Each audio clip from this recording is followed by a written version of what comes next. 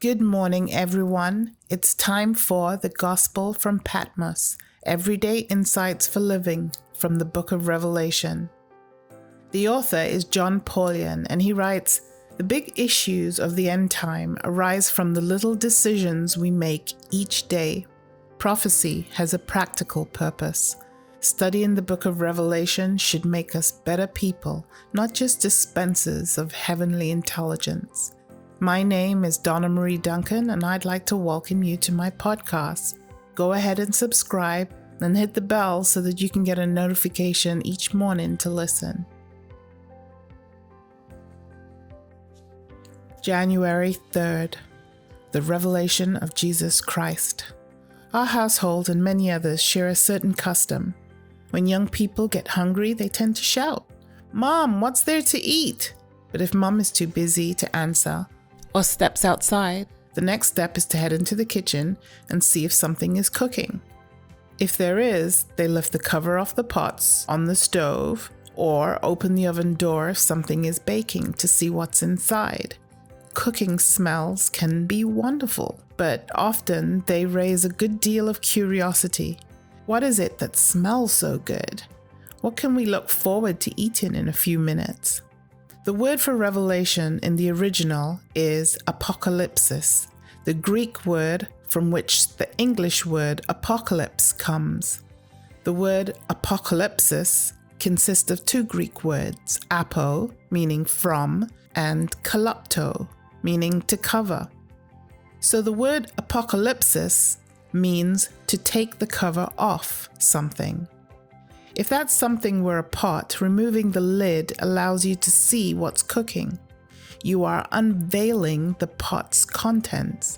In the book of Revelation, you are taking the cover off Jesus, learning something about him that would be hidden if you hadn't the access to that book of the Bible. In what sense does Jesus need uncovering in the book of Revelation? Think for a minute what we would be missing if it hadn't made it into the Bible. When Jesus was on earth, he was a human being in the flesh. He walked as any other person, talked in human language, and dressed like the people around him. Jesus lived in a particular culture, time, and place, as did others. He got tired, dirty, and sweaty. It would be easy to look at him and say, well, he's a great teacher, a great man, and a great prophet, but surely he's not the king of the universe, is he? Would the king of the universe get sweaty and tired? If all we knew about Jesus were what we have in the Gospels, we would be missing a great deal. The book of Revelation takes the cover off Jesus of Nazareth. It shows us that he is no longer just a human being who came from Nazareth, but the one who sits on the throne in heaven and who has rulership over the entire universe. If we did not have the book of Revelation, we would not have a full picture of who Jesus is. It was the King of the universe who was willing to become a human being, willing to serve and bless, willing to subject himself to shame, abuse, willing to suffer and die for us. The greatness of Jesus makes his sacrifice all the more remarkable. The book of Revelation takes the cover off that greatness so everyone can see it. Dear Lord, give me the hunger to know Jesus as I have never known him before.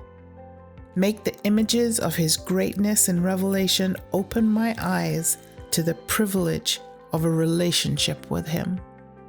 Amen.